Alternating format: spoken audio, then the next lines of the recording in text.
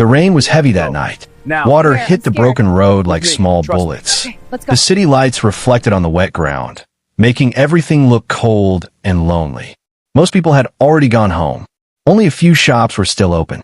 Inside a small auto repair garage, Marcus wiped grease from his hands. He was tired. It had been a long day.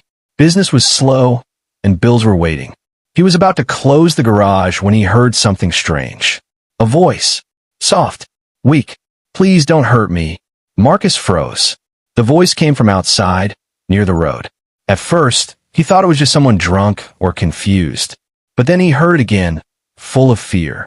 "I can't walk." Marcus stepped outside carefully. The rain soaked his shirt instantly. He looked around, tried to find where the voice came from. Then he saw a black luxury car, stopped near the sidewalk. One of the doors was open, and beside it, on the wet ground, was a man. He was wearing an expensive suit, now dirty and wet. His face showed pain, but also fear, real fear.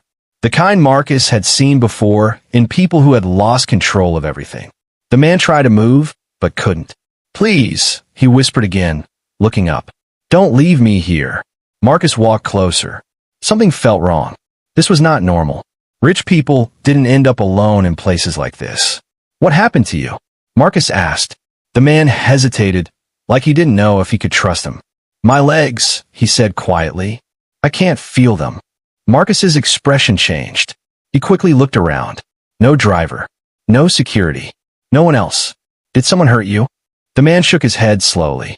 "Not like that." Before Marcus could ask more, headlights appeared at the end of the street. A black SUV slowed down as it passed. The man on the ground suddenly looked terrified. "Please," he said urgently. "Help me inside. Now." Marcus didn't understand, but something in the man's voice made him act fast. He helped lift him carefully and brought him into the garage. The man winced in pain, but said nothing more until the garage door closed. Only then did he relax a little. Marcus handed him a towel. "You should call someone." "Family?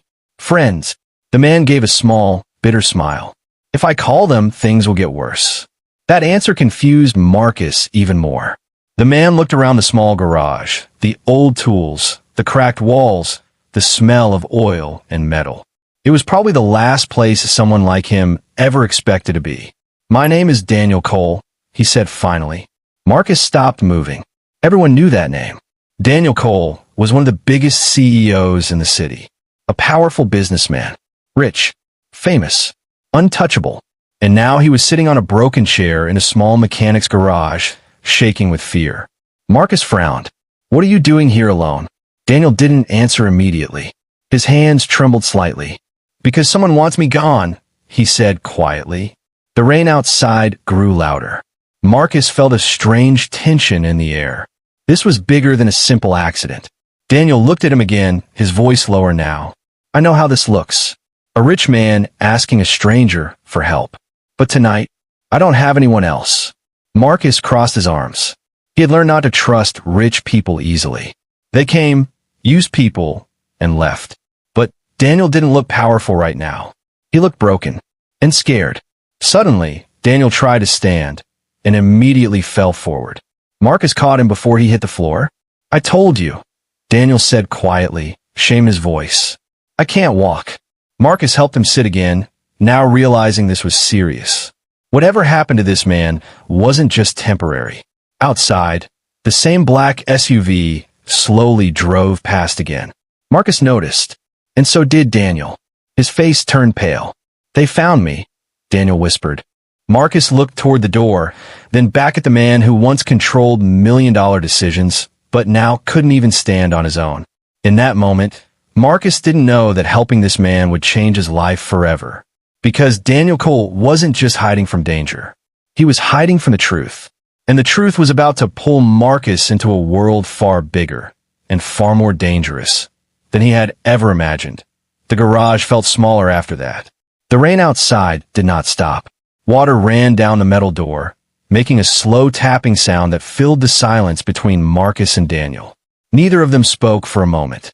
Marcus kept looking at the door, thinking about the black SUV that had passed twice already.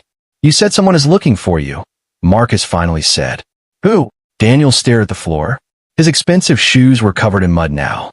For a man who once stood on stages and spoke to thousands, he suddenly looked very small. People I trusted, Daniel said quietly.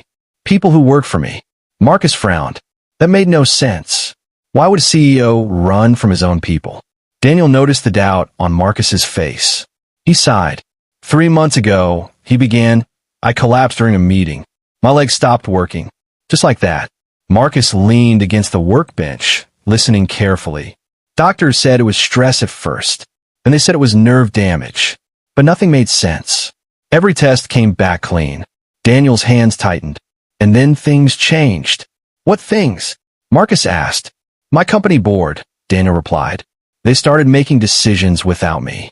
Meetings I wasn't invited to. Contracts signed in my name. Marcus understood now. Power, money, control. When a strong man becomes weak, Daniel said, people stop waiting. The words hung heavy in the air. Marcus had seen that before, not in business, but in life. The moment people thought you couldn't fight back anymore, they moved in. So why not go to the police? Marcus asked. Daniel gave a tired smile. Because the people behind this pay the police. That answer made Marcus uncomfortable. At that moment, a loud noise came from outside. Tires splashing through water. Both men froze. Headlights passed under the bottom edge of the garage door. Daniel's breathing became faster. They're checking, he whispered. Marcus walked quietly toward the lights and turned off the main lamp inside the garage. Darkness filled the room except for a small desk light. The vehicle stopped outside for a few seconds, then slowly drove away. Marcus exhaled. You're in serious trouble. Daniel nodded. And now you are too. Marcus didn't like that answer. He never asked to be part of this. He just wanted to fix cars and go home. But when he looked at Daniel again, he saw something different. Not just fear. Pain. Why didn't you call family? Marcus asked. Daniel looked away. Because my brother is on the board. That explained everything. Silence returned again, heavier this time. Marcus grabbed a stool and sat across from him. Let me see your legs. Daniel hesitated, but agreed. Marcus carefully checked his knees and ankles, pressing lightly. Daniel felt nothing below his thighs. Marcus wasn't a doctor, but he knew machines. And bodies, in some ways, worked like machines too. This doesn't look natural, Marcus said slowly. Daniel looked up sharply. What do you mean? I mean, Marcus continued, thinking carefully, things don't just stop working without a reason. Daniel swallowed hard. You think someone did this to me? Marcus didn't answer directly, but both of them were thinking the same thing. Poison. Drug. Something hidden. Daniel leaned back, closing his eyes. For the first time, his voice cracked. I built everything from nothing, he said quietly. And now I can't even stand. Marcus watched him. He understood that feeling more than Daniel realized. Losing control. Watching life move without you. Suddenly, Marcus's old phone buzzed on the table. A message from an unknown number. He opened it. A photo appeared on the screen. It was the garage, taken from outside. Marcus's stomach dropped. Another message followed. The man with you belongs to us. Walk away. Marcus slowly turned the phone toward Daniel. Daniel's face lost all color. They know, he whispered. Outside, the sound of an engine returned again, closer this time. Marcus looked at the garage door, then at the man who couldn't run, even if he tried. This was no longer about helping someone for one night. Someone was watching. And whoever they were not planning to ask twice. Marcus clenched his jaw. For the first time, he realized something dangerous. Helping Daniel Cole might cost him everything. The engine outside stopped. Silence followed, heavy and tense. Marcus felt his heartbeat in his ears. He turned off the last light in the garage, leaving only shadows between the tools and cars. Daniel sat still, barely breathing. They're not leaving, he whispered. Marcus slowly moved toward the side window and lifted the corner of the curtain just enough to see outside. A dark car was parked across the street. Two figures sat inside, not moving, watching. Marcus stepped back. This was no longer just a problem for a rich man.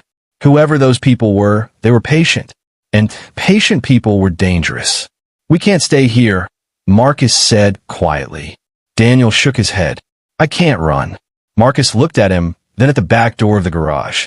There was an old storage room behind it that led to an alley. Hardly anyone used it. For now, we hide, Marcus said. He helped Daniel into the small storage room. The space smelled of old tires and dust. Marcus placed a blanket under him and closed the door halfway. You ever been in trouble like this before? Marcus asked. Daniel gave a weak smile. Not the kind where I needed saving. Marcus didn't reply. Something about Daniel's situation still didn't feel complete. Pieces were missing. Tell me everything, Marcus said. No business talk. The truth.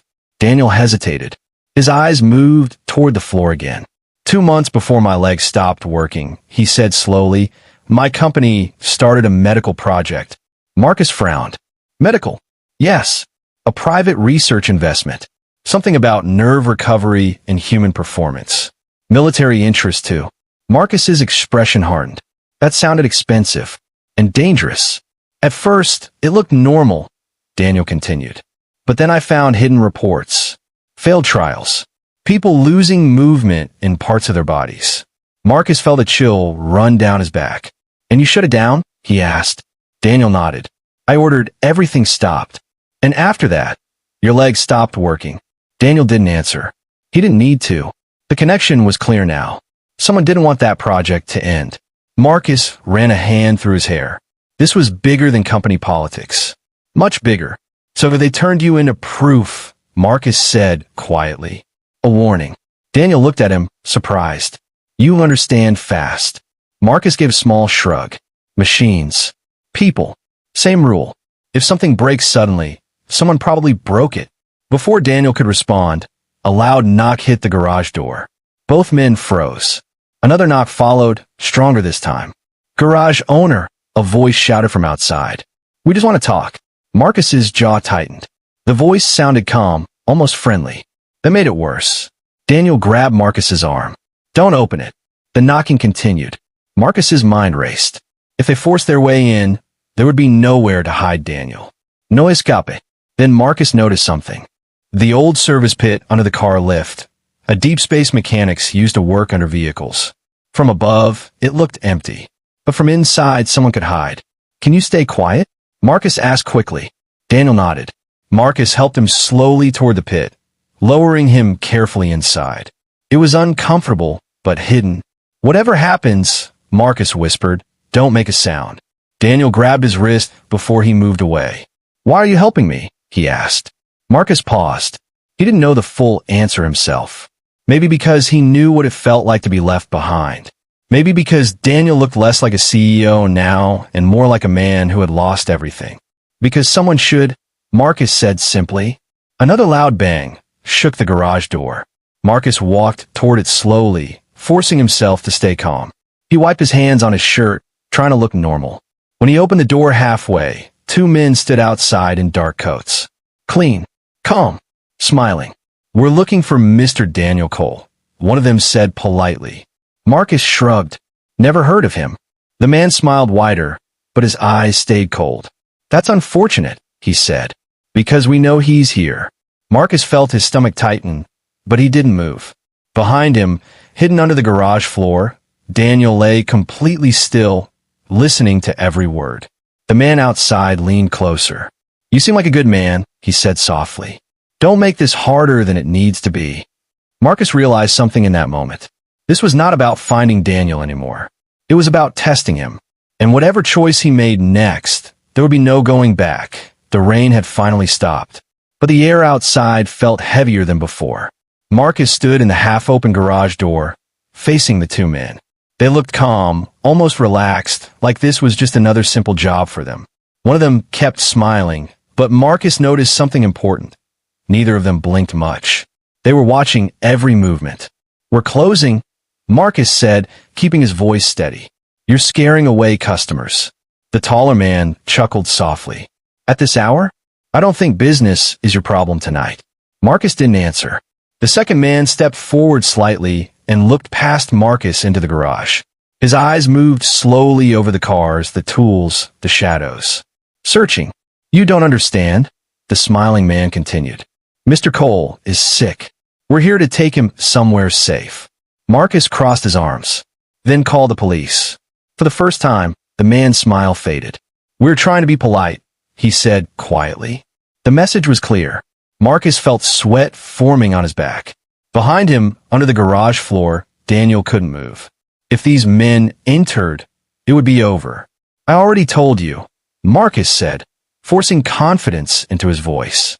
"He's not here." The men looked at each other for a moment. Then the taller one sighed, as if disappointed. "That's unfortunate," he said, "because now we have to check." He placed one foot forward. Marcus stepped into the doorway, blocking the entrance.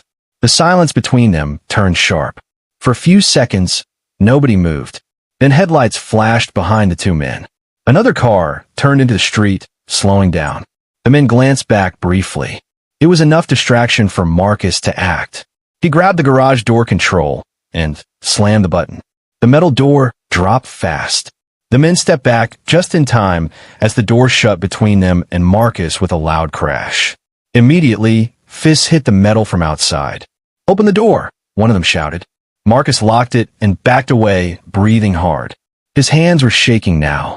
This was real. Very real. He rushed back to the service pit and helped Daniel out. Daniel's face was pale. "They won't stop," Daniel said. "They never stop." Marcus nodded. He knew that now. "We need to move you," Marcus said. "Right now. But where?" Daniel asked. Marcus thought for a moment. Then an idea came to him.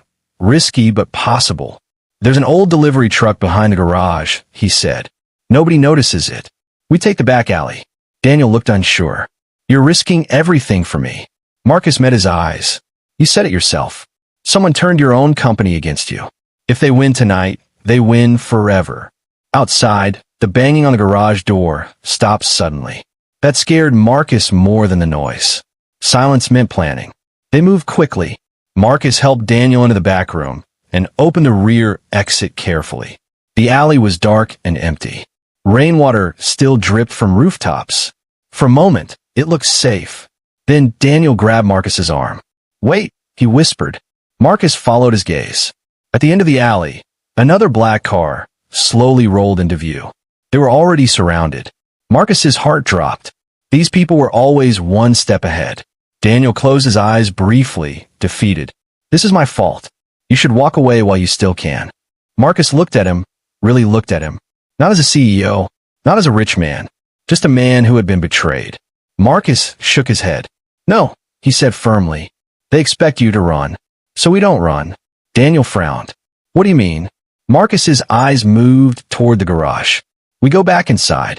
Daniel stared at him, confused. "That's exactly where they think we won't go," Marcus said. "And I know that garage better than anyone." Outside, the car engine stopped. Doors opened. Footsteps echoed in the alley. Marcus helped Daniel back inside quickly, closing the door behind them. His mind was already working, building a plan using the only advantage he had. The place itself. Tools. Machines. Shadows. If they wanted Daniel, they would have to come through him first. And for the first time that night, Marcus wasn't just afraid. He was ready. Because sometimes the strongest man in the room wasn't the richest one. It was the one with nothing left to lose. The garage lights stayed off. Only a faint yellow glow came from a small lamp near the back wall. Shadows stretched across the floor, turning familiar tools into dark shapes. Marcus moved quickly but quietly, his mind racing. Outside, footsteps echoed in the alley. They were coming. Daniel sat against the wall, breathing slowly, trying to stay calm. But Marcus could see the fear in his eyes. A man who once controlled entire companies was now hiding behind old tires and broken engines. "Listen carefully," Marcus whispered. "When they come in, don't move. Don't speak." Daniel nodded. Marcus walked toward the main work area and pulled a metal chain loose from the wall. Then he moved to the car lift controls and pressed a button halfway. The heavy machine hummed softly, stopping just high enough to block part of the garage floor. The space now looked messy, confusing, on purpose. Marcus knew something about people who thought they were in control. They stopped paying attention to small things. The back door creaked.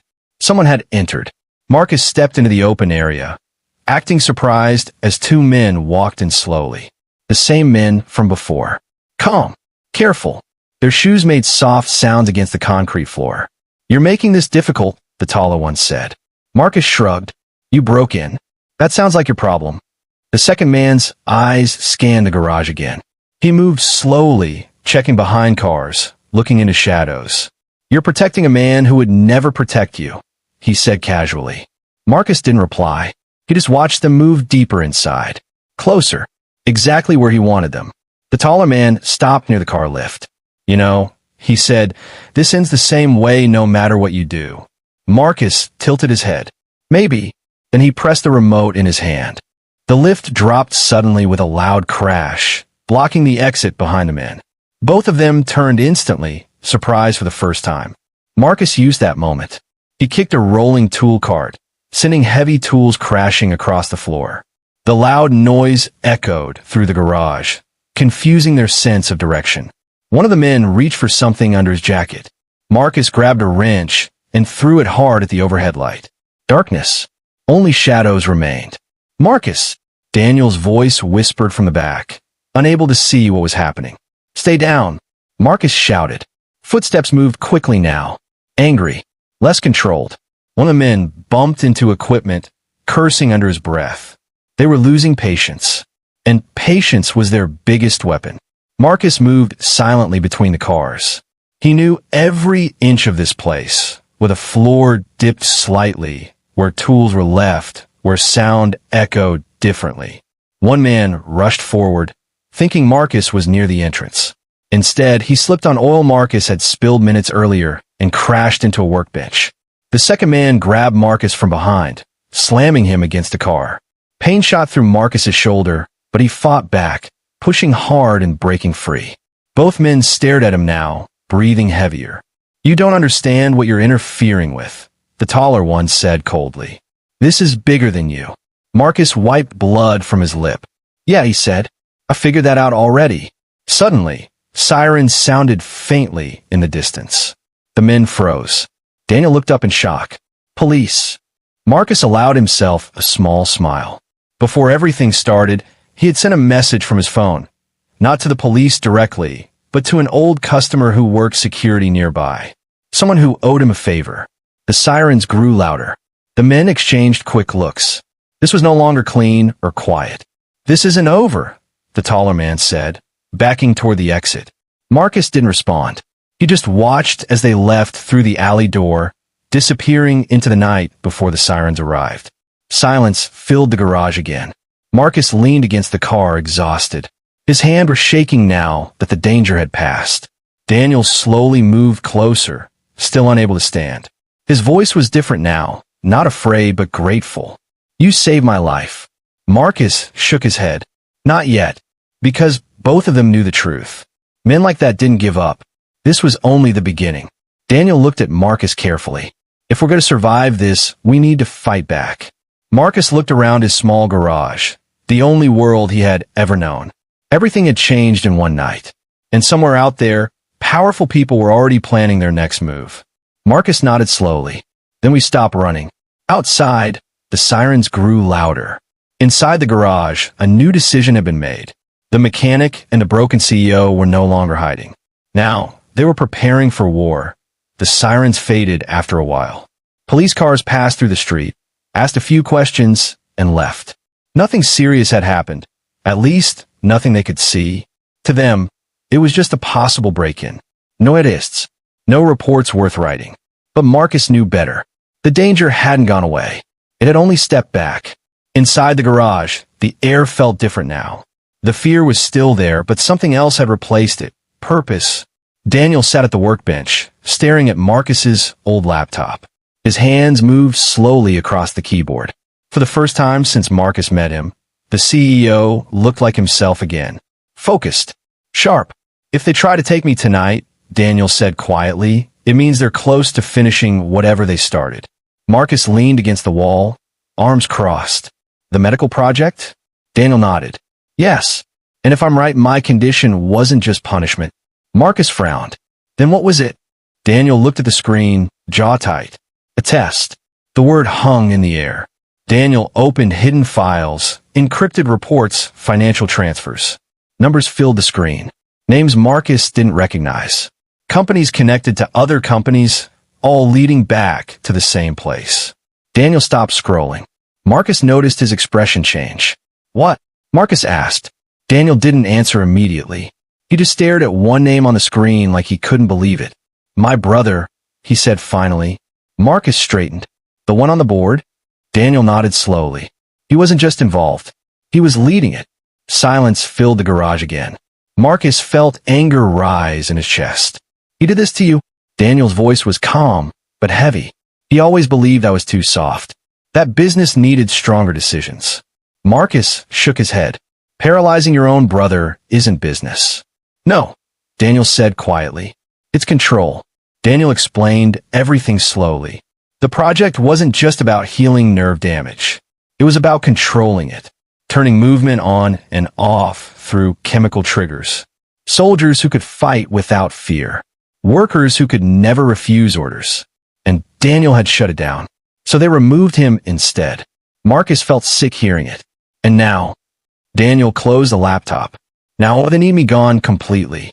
As long as I'm alive, I can expose them. Marcus walked toward the garage door, thinking. The problem was bigger than two men chasing them now. This was money, power, influence. You said your leg stopped suddenly, Marcus said. What if it could be reversed? Daniel looked up sharply. The doctors said. I don't care what doctors said, Marcus interrupted. If someone caused it, someone knows how to fix it. Daniel's eyes filled with a small spark of hope, the first real one Marcus had seen. There was a lead scientist, Daniel said slowly. Naros. She disappeared after I shut the project down. Marcus nodded. Then we find her. Before Daniel could respond, Marcus's phone buzzed again. Both men froze. Another unknown number. Marcus opened the message carefully. This time it wasn't a threat. It was a video. The screen showed Marcus's garage from earlier that night. Then another clip appeared. Marcus helping Daniel inside. Different angles. Different cameras. They had been watched the entire time. A final message appeared under the video. You chose the wrong side. Daniel's face hardened. They're warning you. Marcus stared at the screen, anger slowly replacing fear. No, he said quietly. They're trying to scare me. Outside, the city had gone quiet again. The storm clouds were gone, but the night felt darker than before. Daniel looked at Marcus carefully. You can still walk away. This isn't your fight. Marcus thought about his small garage, his simple life, the safety he used to have. Then he remembered Daniel lying in the rain, unable to move, begging for help. Marcus shook his head. It became my fight the moment they walked into my garage. Daniel nodded slowly. For the first time, there was respect in his eyes, not for a mechanic, but for a partner. Somewhere across the city, powerful people were already preparing their next move. But now Marcus and Daniel had something they didn't expect. A plan. Find a scientist. Find a cure. And expose the truth before it was too late. Marcus turned off the lights and locked the garage. Tomorrow, they would leave the city. And once they did, there would be no turning back. Because the next step wasn't about survival anymore. It was about bringing down the men who believed they could control everything. Morning came quietly. For the first time in days, the rain was gone. Sunlight touched the streets, but inside the garage, nothing felt normal anymore. Marcus stood near the door, watching the empty road outside. Every passing car made him alert. Behind him, Daniel sat in the passenger seat of the old delivery truck. His face looked tired, but different now. The fear that once controlled him had changed into something stronger. Determination. They were leaving the city. Marcus started the engine, and the truck rolled slowly into the street. No luxury cars. No attention. Just an old vehicle that nobody looked at twice. That scientist, Marcus said while driving. Where'd she go? Daniel looked out the window, thinking. She disappeared the same week I shut the project down. Officially, she resigned. Unofficially, she was scared. Scared of your brother? Daniel nodded. She knew what the research was becoming. The road stretched ahead of them. For a while, neither spoke. Both understood that this trip could end everything, or fix it. After 2 hours, Daniel's laptop beeped softly. He had been searching old files again, connecting small details. I found something, he said suddenly. Marcus glanced at him. What? A private clinic. Outside the city. The company paid for equipment there under fake names. Daniel's voice lowered. If Elena is alive, she's there. Marcus pressed the accelerator slightly. Hope was dangerous, but it was still hope. When they reached the clinic, it didn't look like anything special. Just an old medical building surrounded by trees. Quiet. Too quiet. Marcus parked at a distance. "You sure about this?" he asked. Daniel nodded. "This is our only chance." Marcus helped him out of the truck and supported him toward the entrance. The doors were unlocked. Inside, the building smelled clean but empty. Machines hummed softly in the background. Someone was still working here. "Hello," Marcus called. Footsteps echoed from down the hallway. A woman appeared, holding a tablet. She froze when she saw Daniel. "Mr. Cole," she whispered.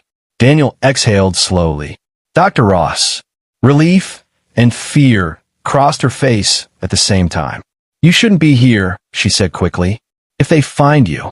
"They already did," Marcus interrupted. "We need your help."